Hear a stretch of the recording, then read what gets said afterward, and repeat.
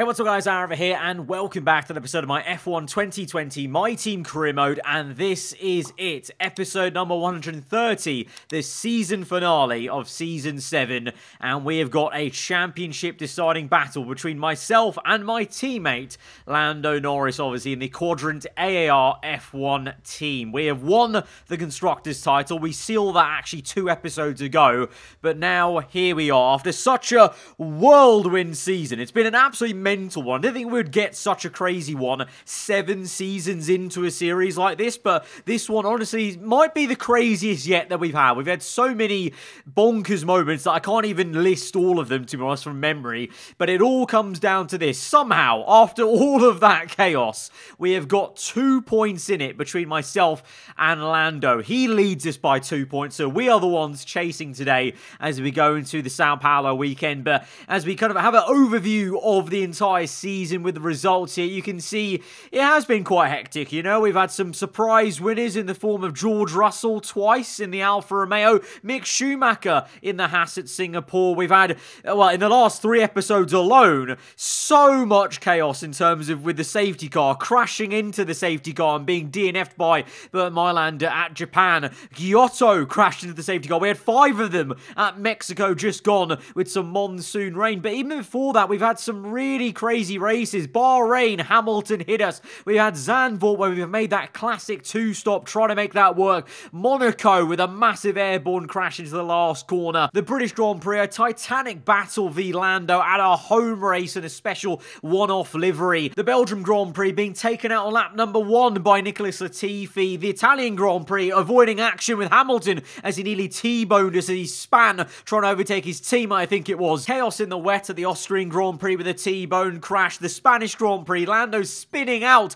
midway through the race to DNF there early on. And in that same race, Lewis Hamilton spectacularly winning his first race in this career mode series for about 5 seasons. And so much more that obviously I just can't list off here right now, but we've had so much action in just one single 16 race season, and it's really been quite something to just drive through all of it and experience it firsthand. And it's been great to commentate on it, of course, then for you guys for these videos. And I hope you guys have enjoyed it and you're going to enjoy this one final outing then. So here we are, Saturday at Sao Paulo. Time to do the business in the first part of this race weekend. Qualifying well. You guys know well, if you followed on through this entire season, how much of a good qualifier Lando has been on the other side of the garage in, I think, 7 pole positions. So this is going to be tough trying to match him, obviously, but equally that's no surprise to me or to you guys. I mean, consistently, you know, we've been at, you know, maybe 2 or 3 tenths behind Lando in a lot of the qualifying sessions, whether that means he's on pole and we're 3 tenths back, or if he's in P5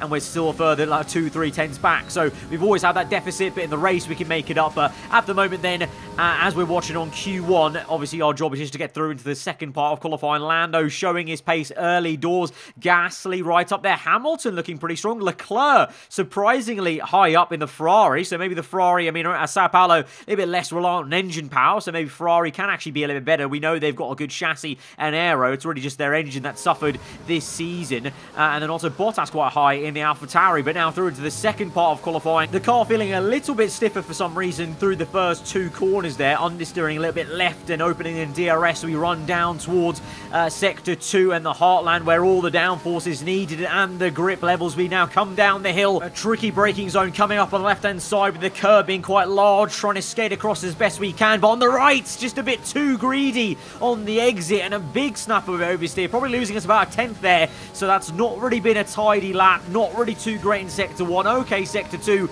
Sector 3 losing some more time and across the line, and it's only P12, so we're going to have to go again. And so this is us feeling the pressure a little bit on this Saturday. You know we need to do well, and even if we try our best, you know, we've done that so many times this season, our best has still been 3 tenths slower than Lando. And at the moment there, we're 8 tenths off the fastest man in this session. I think 5 tenths off Lando, who's in P3 or 4, so the car itself maybe is losing a little bit of pace over 1 lap compared to our rivals of McLaren and Mercedes, but we've got a bit of time to make up, and we gain obviously the time we lost in Sector 1 with a bit of understeer, especially the last sector here. Gain a little bit more time on the exit, but not too much, and it's only going to be about 2 tenths gained. We're in P9 at the moment, so actually I don't know how that's actually happened. We actually gained some positions as we went on our second lap. Maybe some times got deleted, but we put up in a better lap time up into P8. Gasly on the medium is ahead of us in P6. P6, so he's doing a stonking effort in this qualifying session, but we're safe at the moment in P9. As we go to the results screen,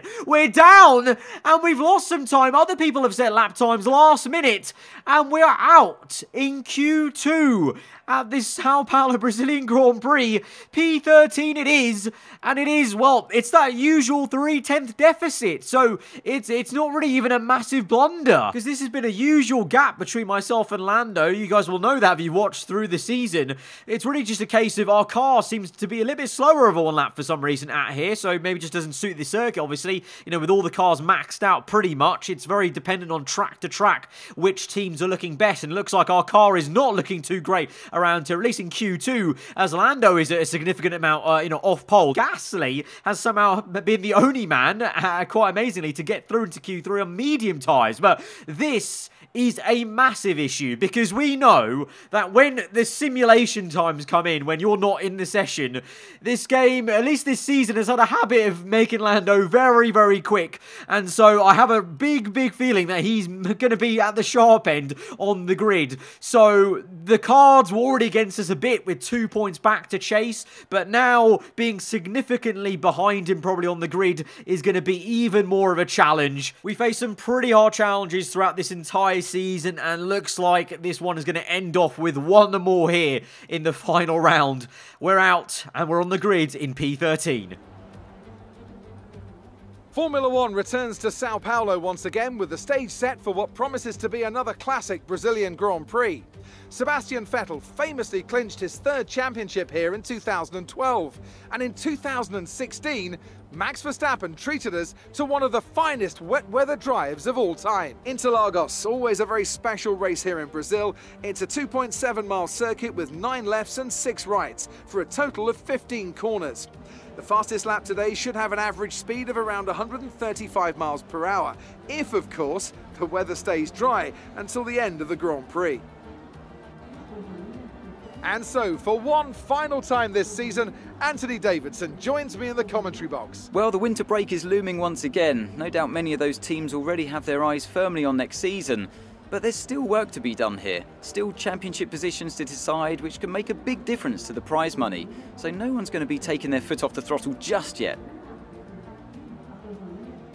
Before we begin, let's take a quick look at the grid lineup for today's race. Lando Norris put in a fantastic lap yesterday and will start from pole position. And it's Pierre Gasly in P2. Considering the rest of the grid, we have Verstappen, Ocon, Lance Stroll and Albon, Leclerc, De Vries, Russell and Valtteri Bottas, Ricciardo, Hamilton, the owner driver and Giovinazzi, Sainz, Matsushita, Nicholas Latifi and Kevin Magnussen. Aitken, Schumacher, Giotto and Daniel Kvyat completes the grid. Which of these talented drivers will come out on top today? We're still in with a shot at the driver's title. It's down to this. Now go out there and come back a champion.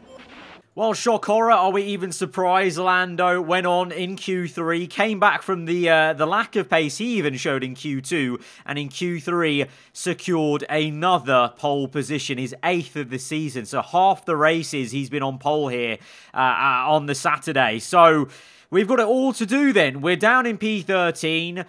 In terms of Sao Paulo, it's going to be interesting. It says apparently a one-stop for either way, starting on the softs and mediums, but we've seen in previous seasons the tyre wear is very high around here, and depending on if you can get some clean air, the two-stop is actually quite handy, but also equally, vice versa, if you do get held up in traffic, the one-stop can be very powerful if you have good enough pace on those white wall hard tyres, which are a bit hit and miss. They have been quite good for us in some of the seasons, but others they haven't been so much, so it's a bit, well, I don't really know how to go with this. The only thing I do know is we're going to start on the mediums just to leave us some open-endedness in terms of what we're going to do.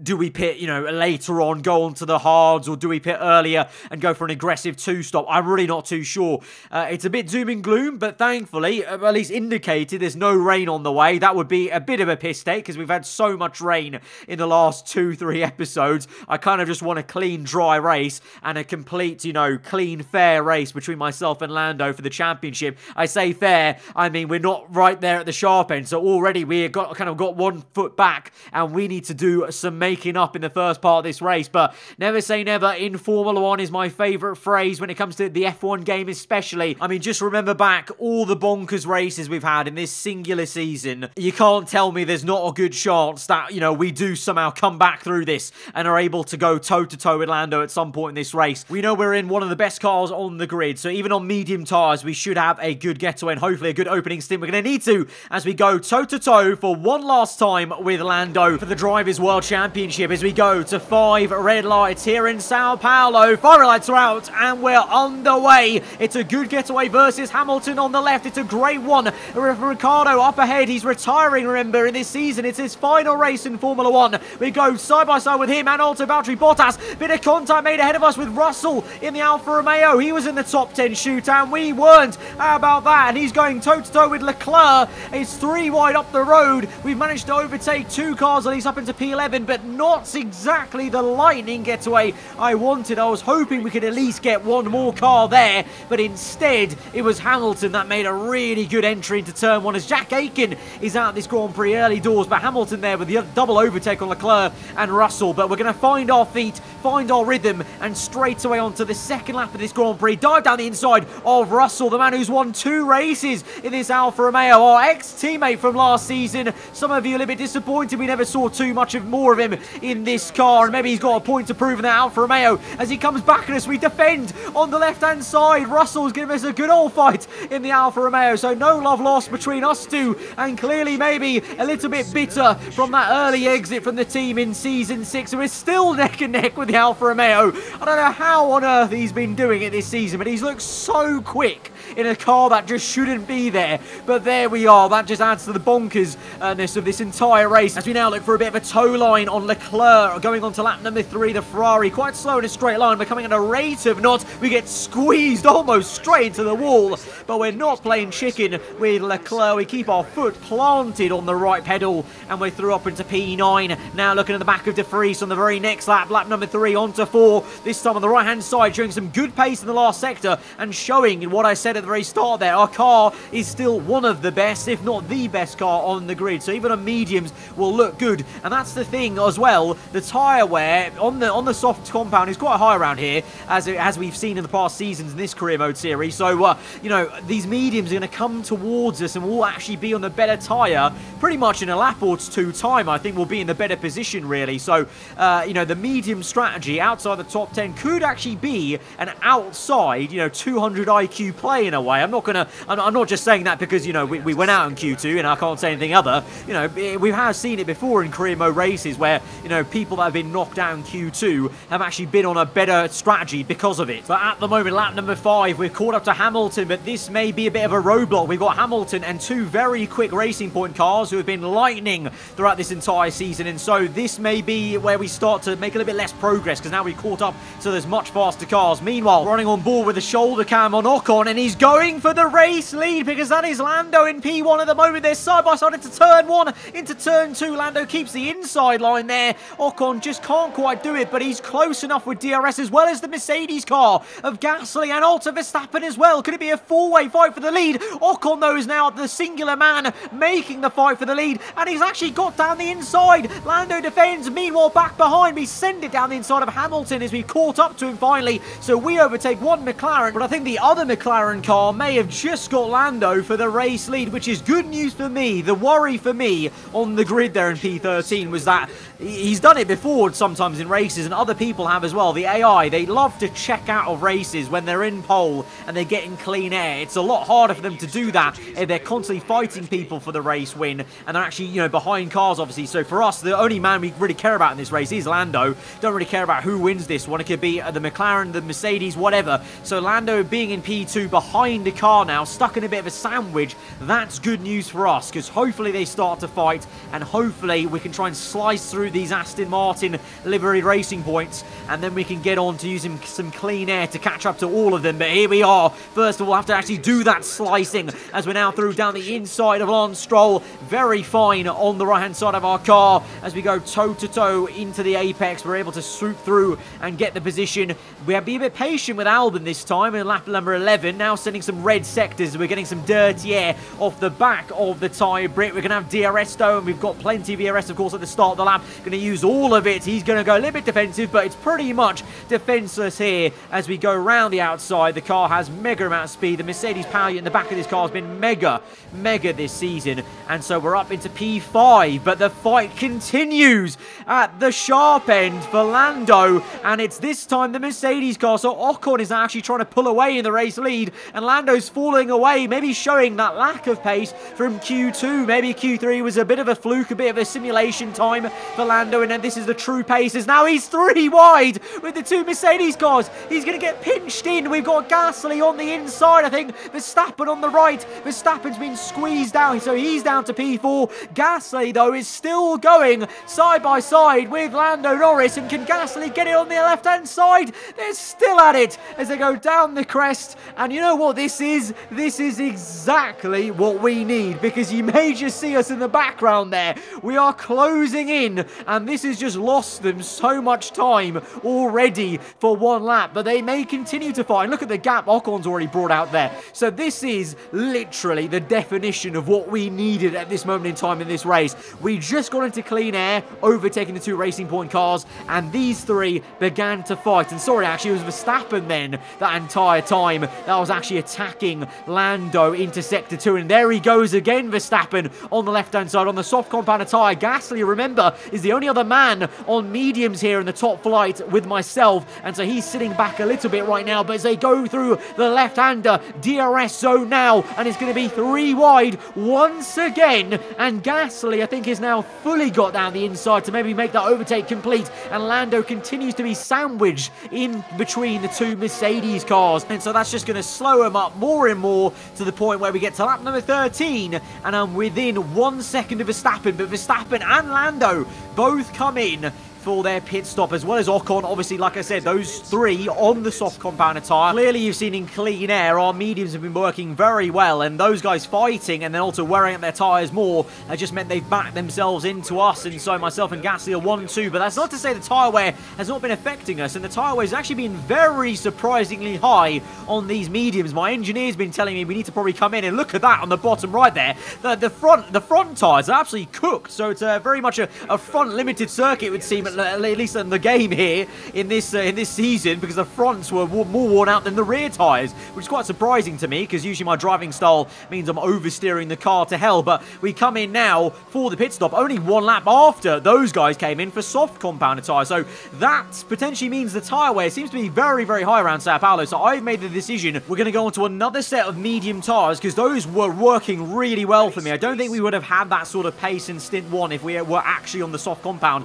along with everyone else, but that'll open us up then to decide what we do with that last stint. Do we go on to hard if these mediums start wearing out, or I think probably more likely we'll go onto the soft compound right at the end, stretch out this second stint, and then go absolutely hammer time in that 3rd stint to re-overtake cars if we need to. Obviously, the goal here is to overtake Verstappen and Norris up the road. They're both on the hard, so they will be slower. I know the tyre takes a long while to actually heat up. It may be a pretty okay race tyre, but it takes a few laps to actually rubber in. So at this moment in time, the next 2 laps, we need to strike while the iron's hot and try and overtake these 2, and then try and bridge the gap, pull the gap basically to those 2, try and catch up to Ocon up the road. I don't know where Gasly is at the moment. I think he's stayed out, so he's coming in on this lap then, I would guess. But at the moment, looking on the back of Verstappen, who had a little bit of a look on the left-hand side, then a bit of a screen freeze for good measure through the final, second last corner, now through to the subtle bend left as we now climb up the hill onto the main straight. And where is Verstappen going to go? He's got DRS off Lando, but we're coming through with ERS. Don't quite make a move on the left-hand side again. Being patient with Verstappen. We know he can be a bit aggressive, and also at the same time, you know, in such an important position, we can't afford to make a mistake. So just thinking twice about the moves we make. And here we go now. Patience paying out for us on the left-hand side. Down the inside we go, and it's a very calm move then in the end, and we're up into P4. And look how slow slow Lando is looking. We're almost pushing him through this final bend on the left-hand side, so you can see the pace difference that we've got, mediums to hard. So this should be an easy overtake, and to be fair, I don't think Lando's going to be able to fight us too much. He does give us a bit of a squeeze on the right, but in the end, he can't really do too much. We've got DRS. We fly past him. We're into clean air, and look at that. Gasly jumped all of us, and he's up into P2, but we go and set the fast lap of the Grand Prix, looking to chase him down, and Gasly, actually, he didn't even pit onto mediums. He's on hard, so I'm the only man doing this two-stop strategy. Whether that means that's a mistake or not, well, that remains to be seen, but we started in P13, so I feel like we needed to go ballsy with the strategy, and I feel good about this strategy because of the pace we showed in the first stint versus everyone else on the softer compound tyre. Meanwhile, though, something interesting to monitor there is Lando having to go defensive on Verstappen, which is important because if he was to fall away and lose a position or two, that would definitely help us and make our job a little bit easier then in that last stint and also the remainder of this one. So Verstappen keeping on the pressure, but no! Oh, Verstappen in the final race of this season has an engine failure and he is out of the Brazilian Grand Prix. Parks it up on the left-hand side there as we cut back onto our POV. Confirmation and yellow flags, full course yellow, and surprise, surprise, it's the star of the show of the last 3 episodes. The safety car is out, and now that changes everything because we have got to make a quick decision here. We're going to say box in this lap, and we're gonna have to firm this. I didn't want to go onto the hard tyres, but we're gonna have to firm the decision. There's no point not using the safety car as a free pit stop window here, and so we're gonna come in and we're gonna set on the hard compounder tyre. So much for going uber aggressive on a 2-stop here, because now the race is neutralized. We're all going to bunch up, so I may as well get a free pit stop and use that to our advantage. But I did think a little bit, could we have gone on softs and gone to the end? Because we'll be under this safety car for 2 laps, right? So that'll be 14 laps. That was just about what everyone did on that first stint. So as soon as I came out of this pit lane, I did kind of think, did I make a mistake there? Should have we gone on to softs and kind of gone double down on the aggression maybe? But I wanted to play it safe because I felt like we had a little bit too long left in the Grand Prix. And to be fair, we actually come in on lap 21, so we actually only stayed out for 1 lap under the safety car, so probably the best idea, because those softs otherwise would have been so second-hand at the end of this race, and there's no telling what the situation will be at the end of this one. But at the moment, as it stands, we're in P9 behind, surprise, surprise, George Russell once again. We find him in this Grand Prix, and Lando is, well, a quite significant few positions ahead of us now, so this is almost, it's a race reset in a way, because we all bunch up, but it's a race reset for this strategy and where we were in terms of the progress, because we were, before the safety car, you know, ahead of Lando, quite close to him in this race, but now we find ourselves a good 5 or 6 positions back and having to do all the same work we did in stint 1 all over again, but this time we're on the hard compounder tyre. Although I will say, of course, we're on fresh hard tyres. They've only been under the safety car, whereas all these guys have had a few racing laps, and with the tyre wear being so high, maybe that may just help us at the end of this stint. But we go green, got caught out a little bit there by Russell and everyone else going, but we're going to now send one to the inside of turn 1. Easy does it. Russell keeps his foot in though, and we're going to have to give him some room on the inside, and we don't get the best exit. And again, the Alfa Romeo looking pretty damn great off that exit, and Russell goes for the move despite us deploying ERS all the way down this straight. We're having to give Russell a real good squeeze, and he's still fighting us way into the apex there, and looking like he's just wanting to keep on pushing us through the next few corners. So Russell really giving it his all there in the Alfa Romeo. But we're now looking forwards then at Leclerc in P7, Hamilton P6. Lando's a few positions up the road then from here, but we make a mistake and we get the rear end stepping out through the first turn. What was that? And Russell's back around the outside. That is a massive mistake for us. We're going to screen freeze for good measure down this main straight. Apologies there, but we go around the outside then to re-overtake Russell. But it's a fight that I thought was dead and buried there on the previous lap. Clearly not. That was a big mistake. We can't afford to make many more of those, so we need to make progress because Lando is in P3 and he's watching on in the distance. Gasly going toe-to-toe with Ocon as Gasly tries to get the race lead. The 2 Frenchmen fighting for the final race victory in this season. Meanwhile, Lando's being attacked by the 2 Racing Point cars. Look at the moves galore. There's a fight for the lead. There's a fight for P3, and it's 3 abreast with the 2 Racing Point cars. And meanwhile, we're also sending it down the inside of the Ferrari car. It is all kicking off. There are 3 separate battles happening on that one straight. The fight for the lead, fight for P3, and the fight for P7, and the fight for P3 is still going on as Lando's on the inside there. That's Lance Stroll on his left-hand side, getting the nose in, and they're still going neck and neck, and that's going to help us out because now here we are, we've arrived, and Hamilton getting caught up in the domino effect behind Albon, and we go swooping right round the outside for a fantastic cheeky little overtake there on the outside to the inside for the next left-hander. Really lovely smooth move on our fellow Brit, and we're up into P6, and now we can look on to get on to the 2 Racing Point cars, and then it'll be our teammate and championship rival Lando Norris. But in the lead, Ocon then still takes this one. Gasly second, the third. Stroll comes back at Lando though. The dive down the inside, the Racing Point's not giving up this fight, so this is going to help us out quite a lot. In the same way the Mercedes cars fought Lando in stint 1 and closed us up to them, the 2 Racing Point cars, the copycat Mercedes are helping us out here, and Stroll is up into P3. Lando's now in a sandwich of 2 Racing Point cars. This really is deja vu from stint number 1, and this is perfect for us. So here we are, lap 26, 10 laps to go in this one, 9 when we cross the line onto lap 27. DRS open, but we're stuck in a bit of a DRS train now. The Racing Points are very good in a straight line, and they have, well, at least this one has got DRS off Lando. Lando's got DRS off Stroll, so at the moment finding it a little bit tricky to kind of power past them. You can see here ERS deploying, DRS open, and it's very equalised. Like literally there was no distance we gained there on that main straight, so we're going to have to try and see what we can do maybe on the next lap as we get a bit of a better exit off that last corner up the hill. New lap here. Can we send one to the inside? It's a bit of a ballsy move. We're going to kind of float the car in using plenty of curb on the left hand side. Easy does it on the right foot on the throttle, but we're able to just slide our car through on the left hand side and get up into P5. And now we get our head down. We've got 7 laps to go. We're P5. Our championship rival is up the road in P4. 2 points separate us in the championship, so we have to overtake him here. There are no ifs or buts, unless there's like, you know, safety car, pit stops to go. I doubt it though with 7 laps. Maybe, I mean, I could be mistaken. You never know with the craziness we've had this season. But as it stands right now, all we have to do is just try and get our head down, close up to him, and actually go and overtake him. And on to lap 31, we've got that run. We're within DRS. We're going to open DRS. ERS deploying a great screen freeze at the same time. It wouldn't be this career mode and this PC without it. But here we go on the outside. Easy does it. So close on the left, but we've overtaken him for the 2nd time in this race. We've had to catch him up, overtake many cars, and then get the job done. But we actually did that very nicely. He gave us a good old squeeze though. It got very frosty on the left-hand side and left front, and he's actually had to defend against Hamilton. So Hamilton is looking massively quick there behind us. So watch out for that. But this is the onboard then from Lando. Obviously, you guys know the glitch with my game at the moment with the replay cameras. In the finale episode,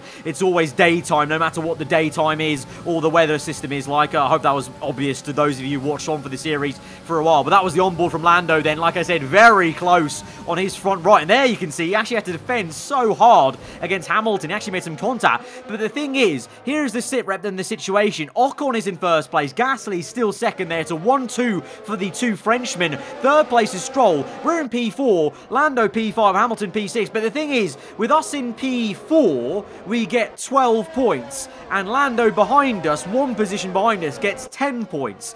So you can see the problem there. If it finishes like this, we will gain 2 points on Lando, which will mean we will be equal on points for the championship, and then it would go to number of race wins, which Lando has 2 more than me. So if it ended like this, he would still win the championship. So even though we've overtaken him, we've done all that work to overtake so many cars, overtake our championship rival, our teammate in the other car, the job is not done yet. We've only got a couple of laps left, but we've got to either go and chase after and overtake Stroll, or pray to the F1 god and pray that Hamilton shows some more of that pace he was just showing earlier and somehow overtakes Lando in these last few laps. So the pressure is on.